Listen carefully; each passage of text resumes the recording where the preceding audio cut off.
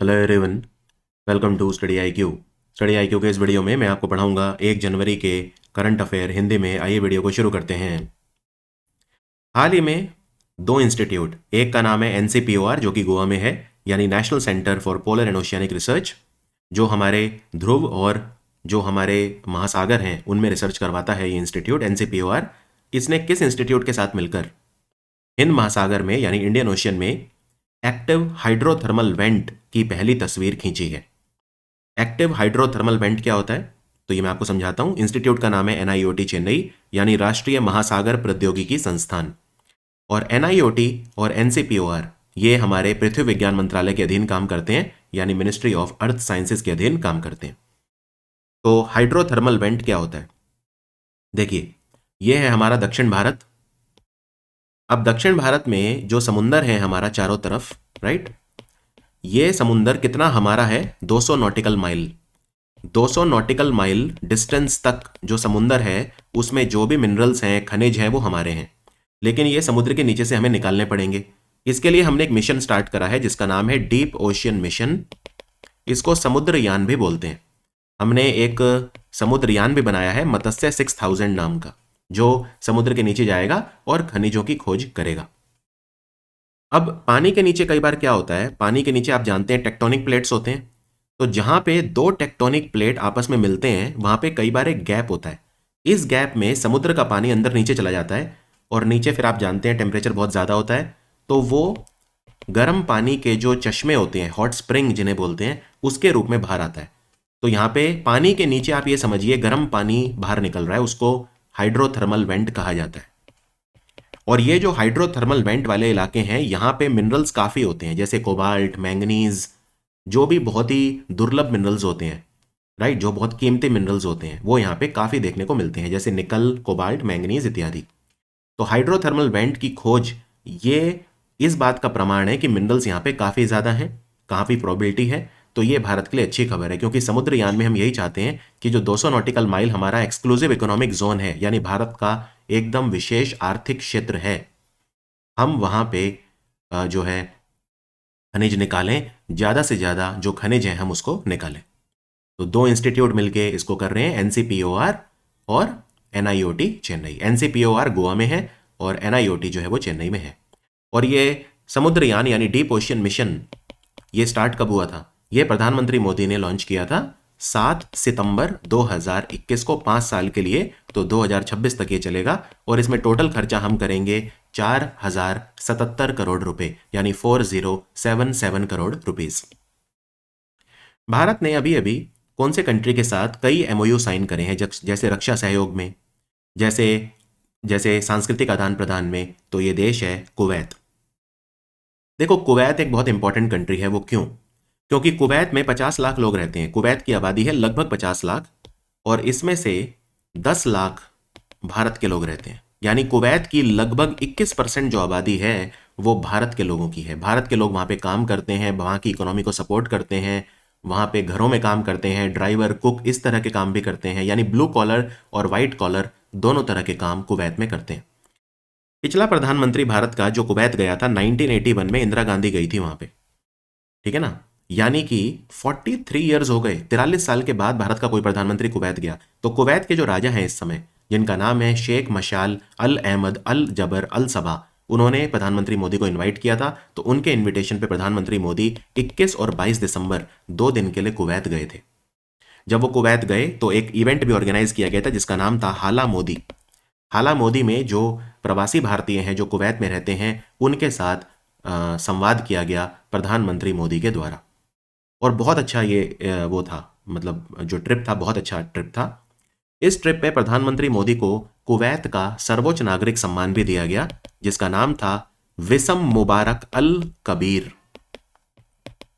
तो विसम मुबारक अल कबीर, इस अवार्ड का एक नाम और है, इसको order of Mubarak the great भी बोलते हैं। Order of Mubarak the great. तो ये कुवैत का सर्वोच्च नागरिक सम्मान है जो प्रधानमंत्री मोदी को दिया गया। इसके दो नाम हैं, इसको विसम मुबारक अल कबीर या order of Mubarak the great बोलते हैं, और ये प्रधानमंत्री मोदी को दिया गया। इनफैक्ट ये 20वां देश है कुवैत जिसने अपना सर्वोच्च नागरिक सम्मान प्रधानमंत्री मोदी को दिया है, तो काफी बड़ी बात है। फिर प्रधानमंत्री मोदी वहां एक फुटबॉल टूर्नामेंट भी देखने गए थे जिसे अरेबियन गल्फ कप बोलते हैं, अरेबियन गल्फ कप। इसमें जो गल्फ कॉपरेशन काउंसिल है उसके 6 कंट्री और साथ में इराक और यमन, यानी टोटल 8 कंट्रीज के बीच में ये फुटबॉल टूर्नामेंट खेला गया, तो वो देखने भी प्रधानमंत्री मोदी वहां पे गए थे। और कुवैत के साथ हमारा व्यापार भी बहुत ज़्यादा बढ़ चुका है। अगर मैं फाइनेंशियल ईयर 2024 की बात करूं तो हमारा 10 अरब डॉलर से ज़्यादा का द्विपक्षीय व्यापार यानी बाइलेटरल ट्रेड कुवैत के साथ था। और कुवैत जो कंट्री है, भारत का 3% जो हमारी क्रूड ऑयल यानी पेट एनर्जी नीड पूरी करता है, क्योंकि कुवैत 6ठे नंबर पे सबसे ज़्यादा भारत को तेल सप्लाई करता है, 6th नंबर पे सबसे ज़्यादा, यानी इंडिया का 6th largest crude oil supplier है कुवैत। इतना ज़्यादा तेल, हम काफ़ी तेल खरीदते हैं। 3% भारत की एनर्जी नीड कुवैत से पूरी होती है। तो ये सब चीज़ें याद रखने वाली हैं। और कुवैत के साथ हमने ये 4 MOU साइन करे हैं। तो एक तो डिफेंस के क्षेत्र में, यानी आगे जाके कुवैत के साथ हम युद्ध अभ्यास वगैरह भी किया करेंगे। सांस्कृतिक आदान प्रदान 4 सालों के लिए 2025 से 2029। फिर स्पोर्ट्स के फील्ड में, और फिर अंतर्राष्ट्रीय सौर गठबंधन का मेंबर बनेगा कुवैत, इंटरनेशनल सोलर अलायंस का मेंबर बनेगा कुवैत। और कुवैत में वर्ल्ड क्राफ्ट काउंसिल इंटरनेशनल का हेडक्वार्टर भी है, जिसने श्रीनगर को वर्ल्ड क्राफ्ट सिटी यानी विश्व शिल्प शहर का दर्जा दिया है। कौन सी कंपनी ने अपने जेमिनी नाम के जो 2 प्रोडक्ट बाजार में उतारे हैं, जेमिनी X1206 और जेमिनी 2.0 फ्लैश। तो जेमिनी किसका है? जेमिनी का पुराना नाम क्या है? बार्ड। तो गूगल का प्रोडक्ट है ये लार्ज लैंग्वेज मॉडल है, LLM है। बार्ड का नाम बदल के उन्होंने जेमिनी कर दिया था। और गूगल का एक आर्टिफिशियल इंटेलिजेंस मॉडल और था, डुएट AI, DUET AI। तो उन्होंने वो भी बार्ड के साथ मर्ज कर दिया था और जेमिनी बना दिया था। तो जेमिनी है, बहुत फास्ट कैलकुलेशन कर सकता है। आर्टिफिशियल इंटेलिजेंस में दुनिया का सबसे बेस्ट, सबसे उन्नत उनमें से इसकी गिनती होती है, राइट। तो ये आपको ध्यान रखना है जेमिनी के बारे में। केंद्र सरकार ने अपने द्वारा शासित स्कूलों में कक्षा 5 और 8 के लिए नो डिटेंशन पॉलिसी शुरू करी थी, अब उसको समाप्त कर दिया है। ये किस तरह के स्कूलों पे लागू होगी? तो ये हमारे जो सैनिक स्कूल हैं जो रक्षा मंत्रालय के अधीन आते हैं, एकलव्य मॉडल रेजिडेंशियल स्कूल हैं जो हमारे मिनिस्ट्री ऑफ ट्राइबल अफेयर यानी जनजातीय कार्य मंत्रालय के अधीन आते हैं, केंद्रीय विद्यालय और नवोदय विद्यालय, जवाहर नवोदय विद्यालय, सब पे अप्लाई होगी। तो आंसर है उपरोक्त सभी, यानी केंद्रीय विद्यालय, Navodaya Vidyalaya, Eklavya model residential school और सैनिक स्कूल, सब पे ये लागू होगी। नो डिटेंशन पॉलिसी में बदलाव किए गए हैं, तो वो बदलाव क्या है? उससे पहले मैं आपको ये बताऊंगा नो डिटेंशन पॉलिसी होती क्या है। नो डिटेंशन पॉलिसी, इसका काफी क्रिटिसिज्म हुआ है पिछले कुछ सालों में। देखो, सरकार ने यह कहा कि बच्चों में से डर खत्म करना है हमें, ठीक है। बच्चों में हमेशा एक डर रहता है, वो है फेल होने का डर, स्कूल के बच्चों में। तो अगर बच्चा फेल भी हो जाए एग्जाम में, तो भी आपको उसे अगली क्लास में प्रमोट करना पड़ेगा। समझ में आया आपको? तो क्लास 5 और क्लास 8 ये एक 2 इंपॉर्टेंट लैंडमार्क होते हैं। मान लेते हैं कोई बच्चा क्लास 5 में फेल हो गया, तो भी आपको उस बच्चे को क्लास 6 में प्रमोट करना पड़ेगा। बच्चे को आप होल्ड बैक नहीं कर सकते, उसका 1 साल खराब नहीं कर सकते। ये कहती है नो डिटेंशन पॉलिसी। और दूसरा ये कहती है कि आप बच्चे को स्कूल से नहीं निकाल सकते जब तक बच्चा 8वीं क्लास पूरी नहीं कर लेता, ठीक है। स्कूल से नहीं निकाल सकते का मतलब ये है उसके एकेडमिक परफॉर्मेंस के हिसाब से को आधार बना के आप उसे स्कूल से नहीं निकाल सकते। ऑब्वियसली बच्चा अगर कोई अनुशासन का कुछ बहुत वो करता है तो निकाल सकते हो, लेकिन उसके एकेडमिक परफॉर्मेंस के लिए आप उसे स्कूल से नहीं निकाल सकते। तो अब बदलाव ये किया गया है, ये जो स्कूल से ना निकालने वाला प्रोविजन है ये तो अभी भी है। आप अभी भी बच्चे को 8वीं क्लास जब तक वो पूरी नहीं कर सकता स्कूल से नहीं निकाल सकते। हाँ, लेकिन ये चीज खत्म कर दी कि आपको प्रमोट करना ही पड़ेगा। क्यों? क्योंकि जो हमारा एकेडमिक जो रिगर है वो डाइल्यूट हो गया था। बच्चे पढ़ ही नहीं रहे थे, क्योंकि बच्चों को पता है स्कूल हमें प्रमोट करेगा ही करेगा, तो बच्चे पढ़ते ही नहीं थे। तो इसलिए इसका काफी क्रिटिसिज्म हो रहा था। अब ये कर दिया है कि बच्चा अगर मान लो फेल हो जाता है क्लास 5 में या क्लास 8 में, तो अगर वो फेल हो जाता है तो उसको 2 महीने के अंदर अंदर एक दोबारा परीक्षा देने का मौका मिलेगा, यानी रीट एग्जाम होगा, रीटेस्ट होगा। लेकिन अगर वो उसमें भी फेल हो जाता है तो फिर उसे रोक दिया जाएगा, उसको डिटेन कर लिया जाएगा, यानी उसका 1 साल वेस्ट हो जाएगा। पहले यह था आपको तब भी प्रमोट करना पड़ेगा, लेकिन हाँ, बच्चे को जब तक वो क्लास 8 पूरी नहीं कर लेता आप स्कूल से नहीं निकाल सकते। इस बात में कोई परिवर्तन नहीं किया है। कक्षा 8 पूरी करने से पहले बच्चे को स्कूल से आप निकाल नहीं सकते। आप उसे क्लास तो रिपीट करवा सकते हैं क्योंकि वो फेल हो गया और रीटेस्ट में भी फेल हो गया, लेकिन आप उसे स्कूल से नहीं निकाल सकते। तो ये एक बड़ा बदलाव नो डिटेंशन पॉलिसी में संशोधन इसमें किया गया, ठीक है, इसमें किया गया। इलेक्शन कमीशन ऑफ इंडिया ने कुछ फिगर दिए हैं, कुछ चीज़ें बताई हैं, राइट, कुछ चीज़ें बताई हैं, कुछ फैक्ट्स एंड फिगर्स जो हैं वो बताए हैं। तो उसके अनुसार इस बार लोकसभा चुनाव जो हुए उसमें कौन सी पीसी थी, पीसी मतलब होता है पार्लियामेंट्री कॉन्स्टिट्यूएंसी, पार्लियामेंट्री कॉन्स्टिट्यूएंसी थी जिसमें सबसे ज्यादा मतदान हुआ। 92.3%, 92.3% यहाँ के जो वोटर हैं उन्होंने वोट डाले। तो ये किसकी बात हो रही है? ये बात हो रही है धुबरी असम, ये बात हो रही है धुबरी असम की। धुबरी असम में 92.3% वोट डाले गए, जो कि पूरे इंडिया में किसी भी पार्लियामेंट्री कॉन्स्टिट्यूएंसी में सबसे ज्यादा थे। और भारत में सबसे कम वोट कहां डले 2024 के लोकसभा चुनाव में?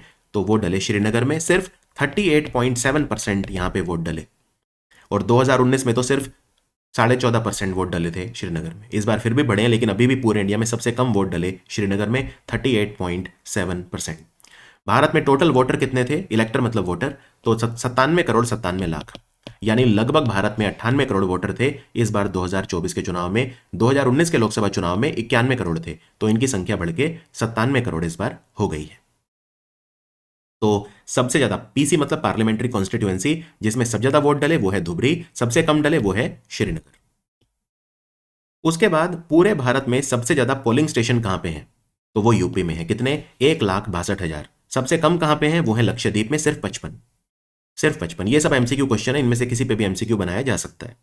और पूरे भारत में कितने पोलिंग स्टेशन थे? 10.5 लाख। 10.5 लाख में से सबसे ज्यादा 1,62,000 यूपी में थे। और अगर मैं आपसे पूछूं 2019 के मुकाबले 2024 में सबसे ज्यादा पोलिंग स्टेशन में इजाफा किस राज्य में देखने को मिला? तो वो है बिहार। बिहार में 2019 के मुकाबले 2024 के आम चुनाव में, लोकसभा चुनाव में 4,739 पोलिंग स्टेशन ज्यादा थे इस बार। ठीक है ना? तो highest increase in polling station Bihar है और सबसे ज्यादा पोलिंग स्टेशन यूपी है। उसके बाद सबसे ज्यादा प्रत्याशी कहां पे थे, यानी सबसे ज्यादा लोगों ने चुनाव कहां लड़ा? तो 114 लोगों ने चुनाव लड़ा। सोचिए, एक ही सीट पे, वो थी मल्काजगिरी की सीट तेलंगाना में। और सबसे कम लोगों ने चुनाव कहां पे लड़ा? सिर्फ 3 लोगों ने चुनाव लड़ा, डिब्रूगढ़ असम में। तो सबसे कम नॉमिनेशन थे डिब्रूगढ़ और सबसे ज्यादा नॉमिनेशन थे मल्काजगिरी। और सूरत में तो आप जानते हैं एक ही व्यक्ति चुनाव में खड़ा हुआ था और वही जीत गया, यानी अनकंटेस्टेड था। तो सूरत को छोड़ के मैं बता रहा हूं। उसके बाद इसमें कुछ और चीजें भी बताई गई हैं, जैसे फॉर एग्जाम्पल सबसे ज्यादा प्रतिशत भारत में फीमेल वोटर कहां थे? तो उसका वो थे पुदुचेरी। पुदुचेरी में जितने भी वोटर थे 53% महिलाएं थी। और दूसरे नंबर पे केरल 51%, 51.5% केरल में और 53% पुदुचेरी में महिलाएं थी। यानी सबसे ज्यादा फीमेल जो वोटर्स का परसेंटेज है वो भारत में पुदुचेरी में था 53%, 53%। क्लियर? सबसे ज्यादा भारत का कौन सा राज्य है जहां पे महिलाओं ने चुनाव लड़ा? तो महाराष्ट्र 111, दूसरे नंबर पे यूपी 80 और तीसरे नंबर पे तमिलनाडु 77। फिर थर्ड जेंडर, ट्रांसजेंडर वगैरह की बात करते हैं। इस बार ट्रांसजेंडर वोटर कितने थे? 48,000 के आसपास थे।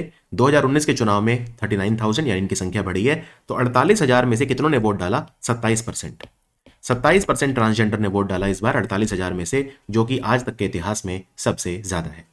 और सबसे ज्यादा ट्रांसजेंडर कहां से थे? 48,000 में 8,000 से भी ज्यादा ट्रांसजेंडर तमिलनाडु में थे। यानी भारत में ट्रांसजेंडर वोटर सबसे ज्यादा तमिलनाडु में हैं।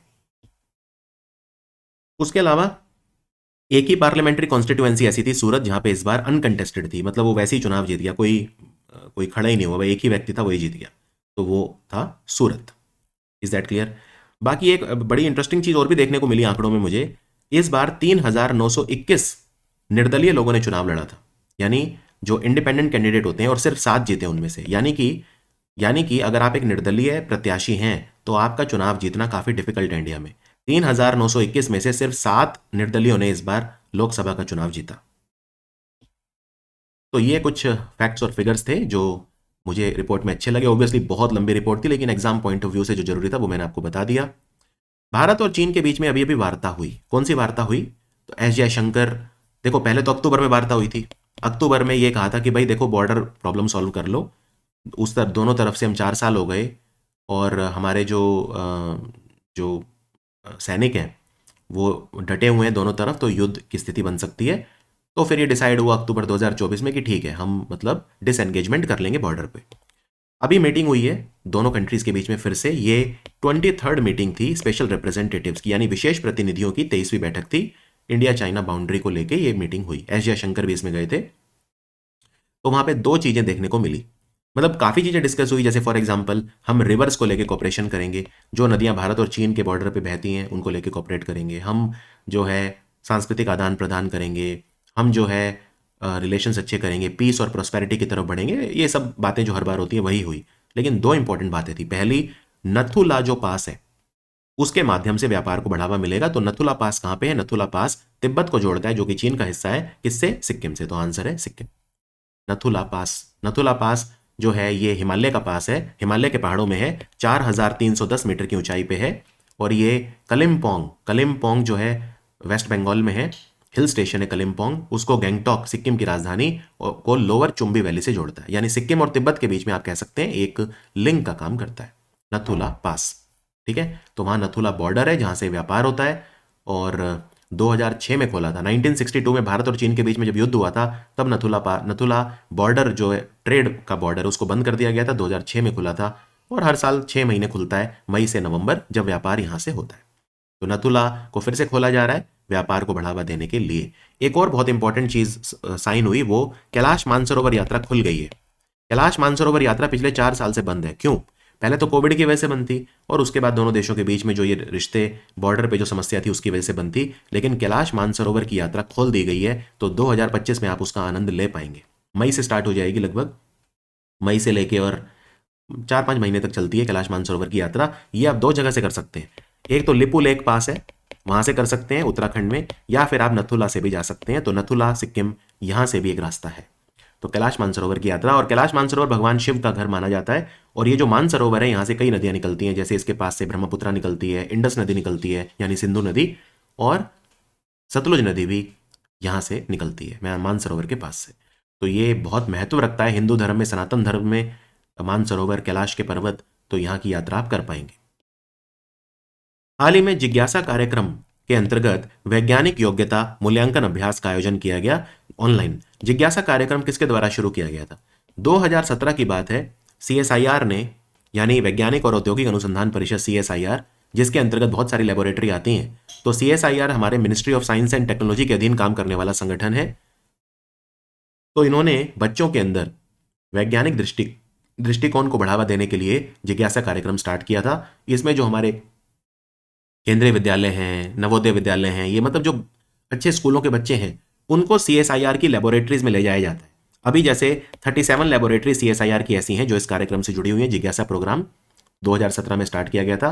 तो बच्चे जब सीएसआईआर की लेबोरेटरी में जाते हैं, वहाँ पे वैज्ञानिक एक्सपेरिमेंट देखते हैं, डेमोन्स्ट्रेशन देखते हैं, तो उनके अंदर एक रुचि विज्ञान के प्रति डेवलप होती है और वो आगे जाके वैज्ञानिक बनने की सोचते हैं। ठीक है, तो ये सब चीज़ें जरूरी हैं। और जिज्ञासा कार्यक्रम को 2017 में शुरू किया गया था। बहरीन ने अपना medal of efficiency first class, ये इनका सर्वोच्च नागरिक सम्मान है बहरीन का, और पहले विदेशी हैं जिन्हें दिया गया। इनका नाम है डॉक्टर रवि पिल्लई। रवि पिल्लई एक बहुत बड़े बिजनेसमैन हैं, राइट। और बहरीन का सर्वोच्च नागरिक सम्मान जो है वो रवि पिल्लई को मिला है, और इसका नाम है मेडल ऑफ एफिशिएंसी।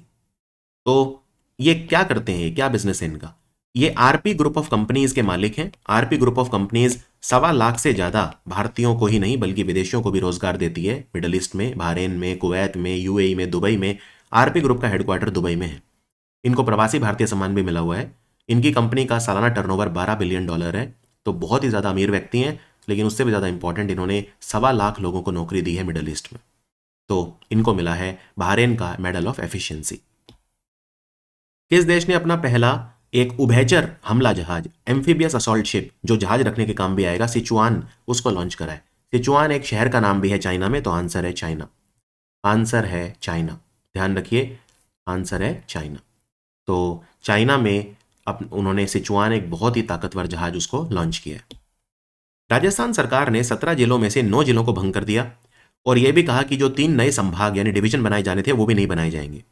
तो ये किस संभाग को भंग नहीं किया गया है? देखो, राजस्थान अगर मैं पूरा जिला देखूं तो उसमें कितने डिवीजन है, कितने संभाग हैं उसमें? राजस्थान में जो है वो 7 डिवीजन है। कौन कौन से 7 डिवीजन है? अजमेर, भरतपुर, बीकानेर, जयपुर, जोधपुर, कोटा और उदयपुर। यानी राजस्थान जो है वो 7 डिवीजन में बटा हुआ है। अब ये कहा, कांग्रेस सरकार ने चुनाव से पहले घोषणा करी थी कि 3 डिवीजन हम नए बनाएंगे। कौन कौन से? सीकर, पाली और बांसवाड़ा। लेकिन अब ये नहीं बनाए जाएंगे, तो ये डिसीजन लिया गया है। भरतपुर तो पहले से ही है, तो आंसर है भरतपुर। इसमें से पूछा है किस संभाग को, किस डिवीजन को भंग नहीं किया गया है, तो भरतपुर को नहीं किया गया, भरतपुर पहले से। अजमेर, भरतपुर, बीकानेर, जयपुर, जोधपुर, कोटा और उदयपुर, ये 7 डिवीजन राजस्थान में पहले से हैं। एक अनाउंसमेंट और करी थी, वो क्या? राजस्थान में 33 डिस्ट्रिक्ट थे, तो अशोक गहलोत ने कहा 17 जिले नए बना दूंगा, यानी राजस्थान में कितने हो जाएंगे? 50। अब बीजेपी सरकार आ गई है राजस्थान में, भजन लाल शर्मा, उन्होंने कहा है 17 में से मैं 8 बनाऊंगा, 9 को नहीं बनाऊंगा।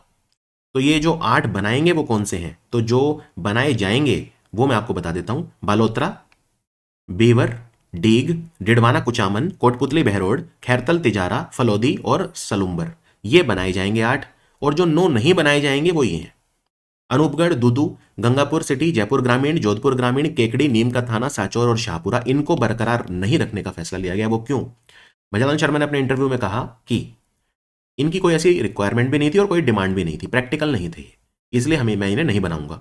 तो अब राजस्थान में सवाल ये कितने जिले हो जाएंगे? तो 33 तो पहले थे, 8 वो बनाएंगे, 9 वो नहीं बनाएंगे 17 में से, यानी राजस्थान में अब 41 जिले होंगे। और डिवीजन कितने होंगे? वही 7 जो पहले थे, क्योंकि कोई भी नया डिवीजन तो नहीं बनेगा।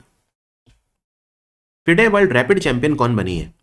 महिला एकल का खिताब, ये दूसरी बार वर्ल्ड रैपिड चैंपियन बनी है। इनका नाम है कोनेरू हम्पी, आंध्र प्रदेश से है ये। ग्रैंड मास्टर है, चेस ग्रैंड मास्टर है कोनेरू हम्पी। तो ये वर्ल्ड रैपिड चैंपियन अभी अभी बनी है दूसरी बार, पहले 2019 में बनी थी और अब 2024 का टूर्नामेंट इन्होंने रैपिड टूर्नामेंट जीता है। अगर आपसे पूछें पुरुषों में कौन बना है वर्ल्ड रैपिड चैंपियन, तो वो बने हैं रशिया के खिलाड़ी, सिर्फ 18 साल का बच्चा है ये, इसका नाम है वोलोडर मुर्जिन। वोलोडर मुर्जिन, ये ध्यान रखिए। एक और इंपॉर्टेंट क्वेश्चन ये आ सकता है कि अंडर 18 टूर्नामेंट हुआ था, अगेन वर्ल्ड रैपिड में भी हुआ था ये, और under 18 tournament world Blitz category में भी हुआ था। ये किसने जीता? तो दोनों को भारत के एक बच्चे ने जीता, प्रणव वेंकटेश। प्रणव वेंकटेश ने जीता। प्रणव वेंकटेश का जन्म बेंगलोर में हुआ था। तो अंडर 18 वर्ल्ड रैपिड और अंडर 18 वर्ल्ड ब्लिट्स, ब्लिट्स में सोचने के लिए और भी कम समय मिलता है रैपिड के मुकाबले, तो वर्ल्ड रैपिड और वर्ल्ड ब्लिट्स अंडर 18 दोनों जीत लिए प्रणव वेंकटेश ने। ये क्वेश्चन भी आ सकता है। और ये सारे टूर्नामेंट हुए कहां थे? न्यूयॉर्क में हुए थे। क्रिस्टन मजोल फ्रॉस्टर-डॉटर ये कौन से देश के प्रधानमंत्री बने? आइसलैंड के प्रधानमंत्री बने। कौन से राज्य की सरकार ने औद्योगिक सहयोग, पर्यटन और व्यावसायिक शिक्षा, वोकेशनल एजुकेशन के लिए जापान के यामानाशी प्रांत के साथ समझौता करा है? प्रांत मतलब प्रीफेक्चर, जापान में प्रीफेक्चर मतलब होता है राज्य। तो भारत का उत्तर प्रदेश और जापान का यामानाशी दोनों आपस में सहयोग करेंगे। किस चीज पे? 3 चीजों में, एक तो पर्यटन, एक इंडस्ट्रियल कॉर्पोरेशन यानी औद्योगिक सहयोग, और एक व्यावसायिक शिक्षा यानी वोकेशनल एजुकेशन। Vocational education. इससे पहले आपको याद हो जापान और यूपी के बीच में जैसे वाराणसी क्योटो एग्रीमेंट हुआ था कि ये कहा गया था वाराणसी को क्योटो जैसा बना देंगे, तो वो भी एग्रीमेंट हुआ था। तो मतलब रिश्ते बहुत पुराने हैं, यूपी और जापान के बीच में रिश्ते बहुत पुराने हैं। मैं इसका आपको एक एग्जांपल और देता हूँ। एक व्यक्ति थे जिनका नाम था बोधि सेना। तो यूपी और यामानाशी जो प्रांत है उनके बीच में रिश्ते कितने पुराने हैं? तो सन 752 एडी की बात है। एक भारत के बौद्ध भिक्षु थे जिनका नाम था बोधि सेना, ये जापान गए और उन्होंने भगवान बुद्ध का एक प्रतिमा का स्थापित किया उन्हें तोड़ाईजी मंदिर में। तोड़ाईजी टेम्पल मैंने भी विजिट किया हुआ है, बहुत ही ब्यूटीफुल टेम्पल है ये जापान में। नर शहर है वहां पे, शहर का नाम है नर, जहां पे हिरण ऐसे घूमते हैं आम। यूजुअली आप हिरण को देखेंगे तो वो आपको देख के भाग जाएंगे, बहुत ही शर्मिला जानवर होता है हिरण, लेकिन यहाँ पे नर जो शहर है, मैंने हिरण के साथ सेल्फी भी ली थी तो यहाँ पे हिरण बिल्कुल शर्मिले नहीं है, बहुत ही ज़्यादा, क्योंकि बौद्ध धर्म का प्रभाव है उन पे। एक तरह से वो भी भिक्षुक हैं, एक तरह से वो भी नाम जपते हैं। तो यूपी और यामानाशी के बीच में रिश्ते इतने पुराने हैं, सन 752 में बोधि सेना करके एक बौद्ध भिक्षु यूपी से तोड़ाईजी मंदिर जो है जापान के नर शहर में, जो कि यामानाशी प्रांत में ही आता है, तो वहाँ पे उन्होंने भगवान बुद्ध की प्रतिमा का अनावरण किया था। और यामानाशी में एक जगह है जिसको बोलते हैं निशी कसई, यहाँ पे 40,000 भारत के लोग रहते हैं, तो कई बार इसे मिनी इंडिया भी बोलते हैं जापान के अंदर, मिनी इंडिया। तो रिश्ते काफी पुराने हैं यूपी और जापान के बीच में। तो इस कौन से राज्य की सरकार एक आर्टिफिशियल इंटेलिजेंस टास्क फोर्स बना रही है जिससे आर्टिफिशियल इंटेलिजेंस को गवर्नेंस में, शासन में बेटर एकीकृत किया जा सके, इंटीग्रेट किया जा सके? तो गुजरात की सरकार इसकी स्थापना कर रही है, एआई टास्क फोर्स। ये भारत का पहला राज्य है जो एआई टास्क फोर्स बना रहा है। दिल्ली के जो उपराज्यपाल है विनय कुमार सक्सेना यानी लेफ्टिनेंट गवर्नर, उन्होंने दिल्ली के द्वारका में यशो भूमि भी है जहां पे इंटरनेशनल कन्वेंशन होते हैं, तो वहां पे 7,000 से ज्यादा गज में फैले भारत का सबसे लंबा गोल्फ कोर्स की स्थापना करी, उसका उद्घाटन करा। इसका निर्माण किसने करा? इसका निर्माण करा है दिल्ली विकास प्राधिकरण, जो कि हमारे ministry of housing urban affair यानी आवास और शहरी कार्य मंत्रालय के अधीन काम करता है, डीडी, दिल्ली डेवलपमेंट अथॉरिटी। भारतीय मुक्केबाजी महासंघ और भारत ने घोषणा करी है कि भारत में विश्व मुक्केबाजी कप का फाइनल होगा, और नवंबर 2025 में विश्व मुक्केबाजी कांग्रेस भी भारत में होगा। कहां पे? तो नई दिल्ली में होगा। नई दिल्ली में होगा। देखिए, विश्व मुक्केबाजी यानी वर्ल्ड बॉक्सिंग बोलते हैं, ये ऑफिशियल बॉडी है बॉक्सिंग की, वर्ल्ड बॉक्सिंग जिसे कहा जाता है। इसका हेडक्वार्टर स्विट्जरलैंड के लॉजेन शहर में है। अब क्या है, इनका एक टूर्नामेंट होता है जिसे बोलते हैं वर्ल्ड बॉक्सिंग कप।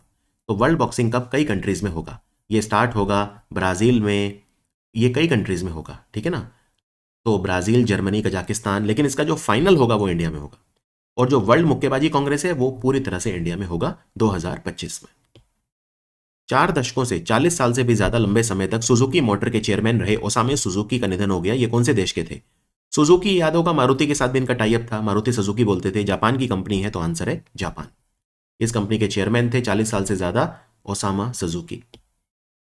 अभी अभी भारतीय वन्यजीव संस्थान wild life institute of India, जो कि देहरादून में है, जो हमारे पर्यावरण मंत्रालय के अधीन काम करता है, उन्होंने कोरिंगा वाइल्ड लाइफ सेंचुरी, उसमें भारत का पहला फिशिंग कैट कॉलरिंग परियोजना को क्रियान्वित करने की तैयारी की है।